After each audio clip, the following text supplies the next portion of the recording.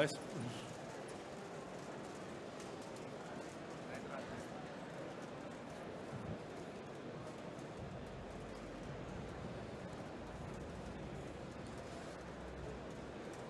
Joining us now on stage is a man most of you will recognize from his hit songs Sunrise, Fresh, and his work with Major Lazer. In his keynote, Christopher Leacock, better known by his stage name Jillionaire, will discuss tech in culture education and how technology is evolving in this space, especially among the younger generations. Please welcome to the stage the Jillionaire, Chris Leacock.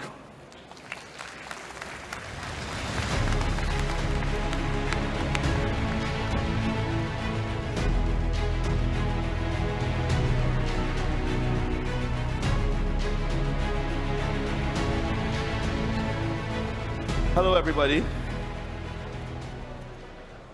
It's just me, no couch, no moderator. How's everybody feeling? Who's tired? Who needs to go and pee?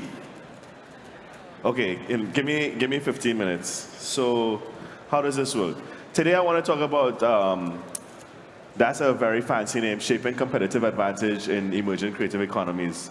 And basically, what I want to discuss is how we as creatives can use the technology tools that are available to us to create competitive advantage so that we can get our content out there, get our music heard, get our art seen, get our films and videos seen, whether it is on whatever number of different platforms. But I'm going to focus mainly on the music environment just because that's what I think I know the most about. There's notes here. So I have a question. What is the most important tool or technology to you right now? And what was maybe the most important tool or technology to you 20 years ago that you'll have difficulty explaining to your grandkids? And what disruptor rendered that tool or technology irrelevant? And the thing that most of us can think about is this guy, you know, and depending on how old you were at the time, you know, you had a telephone in the house, and at some point, if you were curious, you'd have taken the telephone apart and see what's inside it and try to figure out how it works and so on, you know? And we eventually moved on to using FaceTime and Skype and all of these things. So very few of us still have a telephone in the house because it was replaced by technology that just eventually became ubiquitous. And it's not something that we have to think about anymore, right? So tech has changed the way that we create across music, art, film, television, and a number of other creative areas. Existing tools have revolutionized the way we create, whether it was using a MIDI keyboard to learn and record music, or using a graphics tablet to draw and edit animation, or using a digital camera to take photos. These devices either augmented existing appliances, such as a piano or the drawing board, or replaced them altogether in some cases, like the dark room. It made it possible for us to create in domestic or remote environments without having to necessarily physically be in the dark room, right? Does anybody know what this is? Well, I am the oldest person here. So disruptors such as YouTube, Spotify, and other channels have changed the way we consume, driving creators to adapt to new platforms and creating new revenue streams that were previously non-existent. For the bedroom producer, for the aspiring singer-songwriter, for the amateur film producer. How many creatives do you have in the room today? And how many tech people? So we kind of 50-50, right? So it is important for us to learn how to meet in the middle and use the tools that the tech people are creating for our benefit. In my last talk at Collision in May, I discussed collaboration and the tools that have revolutionized the current creative space. And I think that we can all agree that we have no idea what the creative landscape is going to look like in 20 years. But we can look at some of the emerging technologies that may render our current tool set no longer viable or augment our current tool set, and look at how we can prepare ourselves and prepare the younger ones for the inevitability of change. So this is the start screen from a Commodore 64, which is a computer that I used in 1982. And the 64 was for 64 kilobytes, right? And this is something that we remember from a few years ago from the IBM computers, the Microsoft computers, and they would crash and have this lovely blue screen, and then you'd have to spend hours or days trying to figure out what was wrong. And now we have the bouncing ball of that, right? And the whole thing is, you know, we went from an era, let's say 20 years ago, 30 years ago, of looking at the phone, for instance, you know, and trying to figure out how we could take apart the phone and see what's inside there. And now we have, you know, the computer, and while the computer may be a seal box, you know, we have applications and tools available to us, and it's important for us to understand what happens in there so that we can kind of take the best advantage of it and really fully understand how these things work, right? So let's look at some new disruptors in the creative space. It's hard to remember a time when checking your account balance required a trip to the bank. Banking, bill payment, airline travel, all of these things were conducted solely at brick-and-mortar institutions. And all of these sectors have been disrupted by technologies that entirely transform them, or in many cases, spawn entire new industries, right? Fintech, driverless cars, and the Internet of Things are bringing a second wave of disruption to conventional consumer ecosystems. But how can culture, contemporary art, and design evolve based on current and future technologies? Technology has always had a massive impact on the culture industries, particularly in the music space. And by looking at some previous disruptive cases and applying a bit of educated guessing to current buzz, we can construct a fairly reliable model of what things may look like in the next 10 years, 20 years, 50 years, and how we need to adapt to that. So for instance, we used to use turntables, right? And now we use DJ controller. So if we look specifically at the music industry, we're going to look at what I consider to be the four major parts of the music industry, and what are the tools that are available to us today, and how we can maximize use of those tools as creatives to gain a competitive advantage. The first thing that we need to look at is measurement, right? In terms of what are the metrics available to us and how we can use those metrics to benefit us, whether it is through targeted promotions for super fans, or looking at where we can go, where's the best place for us to go to have a concert. You know, we might look at metrics and see, oh, people in Bogota like my music, then I need to go do a show in Bogota. So in the music industry, access to information is one of our biggest challenges. And then followed by, once you have the information, what do you do with it? And the sheer volume of streaming data is growing year over year, and that data is giving us the ability to enhance and fine-tune our marketing capabilities as creatives. And with access to the right data, intelligent software will help us to reduce the time and cost associated with making smarter decisions. And two of the biggest tools that we can use right now are Apple Music Connect and Spotify Fan Insights. And the way most of these insight tools work is that they apply conventional artificial intelligence models and unsupervised learning to look at consumption data, to look at engagement data, to look at who's listening to your songs, who's liking your songs, and present that information in a way where you can now make more informed decisions in terms of targeted audiences.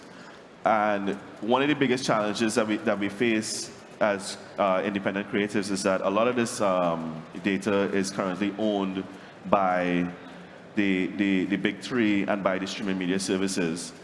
But as time progresses, we're going to see more third-party tools that are going to allow us to have access to that data. And once we have access to that data, then we are going to be in a far better position to make more informed decisions about how we target our consumer. The next thing that we can look at is distribution, right? And since the inception, streaming media services have been using algorithms to detect tastes and make recommendations, what we call artificial intelligence, right? So we have been using AI models to look at what kind of music people like, and to make and deliver recommendation engines that can say, this is what you should be listening to next, create playlists, and so on, right? Music recommendations and playlisting tools such as Digster, Filter, and Topsify have become such a critical and integral part of the consumer decision-making process that a number of these tools are now being acquired by the major labels or the larger streaming services in order for them to have greater access to that information so that they can provide us as a consumer with a more tailored consumption experience. So they create playlists, and based on those playlists, you now as a consumer can say, okay, cool, like this is a method of discovery for me. But what is important is that for us, as on the creative side of things, to understand how these things work, so that we can take best advantage of them in order to grow our fan platforms. And beyond that, there are also tools that will allow us to grow direct-to-fan platforms. When we think about streaming media services, we particularly think about Spotify and Apple Music. But beyond that, we also have Tidal, which is almost like a direct-to-fan platform that was created specifically for Jay-Z and Beyonce because they only channel their music through that one platform. And while some might feel, okay, you are losing out on the opportunity to reach a broader fan base by not streaming on the Tidal or on Spotify or Apple Music, they have been able to tailor their offering on that platform based on specific supervised metrics that they have received simply because their platform is a specific direct-to-fan platform. So now, as independent creatives, we have to find a way to determine how we can create similar direct-to-fan platforms and create online communities. Some artists have found a way to do that using blockchain technology and cryptocurrency. Specifically the Slovenian electronic artist Grammatic, who recently launched his own token. So he has basically tokenized music consumption and presented it in a way where his fans can buy into his cryptocurrency, and as part of that, they can go along with him on his journey, and they can share in any royalties, and they get first access to concert tickets, and they can pay using cryptocurrency. And he has been able to leverage cryptocurrency and blockchain as a way for him to interact with his fan base. The third thing that we look at is consumption. And consumption is probably the biggest part of why we're all here, in that we are all music listeners, or we all appreciate film or video, or going to art shows, etc. And music consumption is a very unique emotional experience, and taste is a unique personal characteristic. New disruptors such as IGTV and Snap are changing the way people consume content and advertising, allowing us to create more engaging and more emotional experiences. One of the biggest things that we need to look at going forward as well is AR and VR within the consumption space. Because as creatives, we need to think about how do we create more experiential value. In other words, beyond buying a song or streaming it on the internet or coming to a concert, how can we create greater experiential value for our consumers? And one of the ways we can do that is through employing conventional AR tools or conventional VR tools, specifically augmented reality in the live concert space. So in this Coachella past, Eminem actually implemented a AR tool on the phone so that Eminem fans were able to have access to exclusive content through an app that they would use when they were looking at the concert through the phone. And that was a very unique approach, because now when you go to concerts, so many people are on the phone anyway, that it just makes sense that you could integrate that same tool to create value for the consumer. A number of people have also been looking at developing virtual reality music videos so that you can have a 360 experience, or you can have a more deeper emotional experience and a more deeper emotional relationship with the song or the artist. Augmented reality music videos and similar immersive technologies are changing the relationship between people and technology, and augmented reality apps at concerts featuring exclusive content and immersive experiences have changed the way that we can now create value in the live space, because it is an immersive experience that isn't necessarily available online. You know, some artists have been looking at using virtual reality to deliver a communal experience. What that means is that there's not going to be anything that will ever replace the feeling of going to a concert and being there with people who are fans and who have followed the band and who have an emotional relationship with the band or the singer or the music. But at the same time, we can use virtual reality spaces to simulate those communal experiences for people who may not necessarily be able to physically attend the concert, right? One of the biggest things one of the biggest buzzwords of the year in the music space has been copyright, because it is important for us to understand copyright and to understand how we can control copyright, because copyright, and it really determines how the artist gets paid, or in a lot of cases, how the artist doesn't get paid.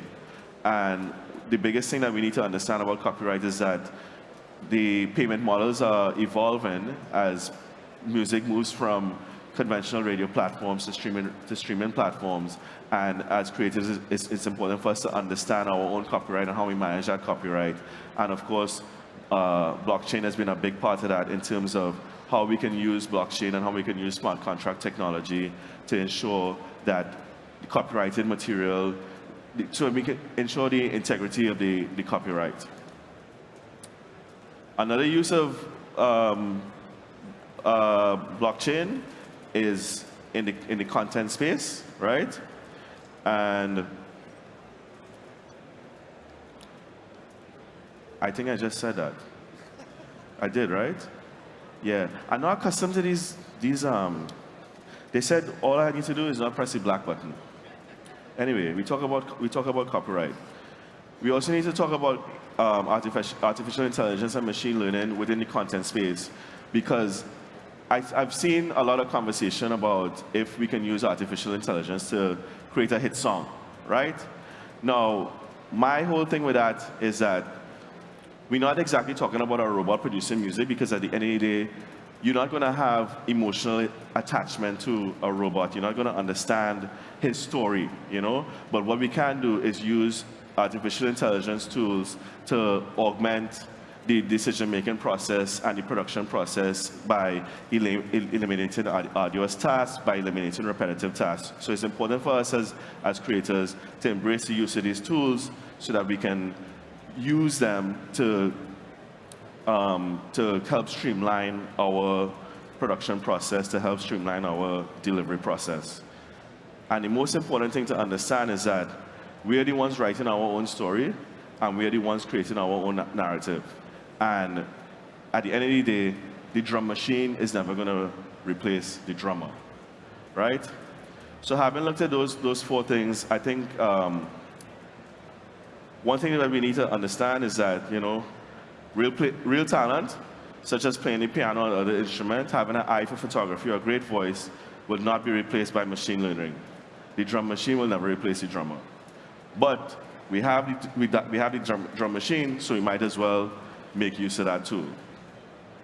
Nobody can predict the specific changes that we will witness in the future, and it's important that we equip our kids with the necessary skills to compete in emerging economies, and it's critical that we teach them to use technology responsibly. And what that means is that, hand in hand with the hard skills that we focus on a lot in terms of technological ability and tech tools, we also need to communicate soft skills in terms of ensuring that people are excited and they're enthusiastic about what they're doing. We have to ensure that we teach critical thinking so that people can tell the difference between right and wrong, and we should also encourage mindfulness so that people are aware that they don't stress themselves out or end up in an exhaustive situation. And I have 11 more seconds. No, I'm done. Thank you, guys. And I hope it was a little bit insightful. I hope you learned something today, and enjoy the rest of your conference, and I'll see you guys soon. Take care.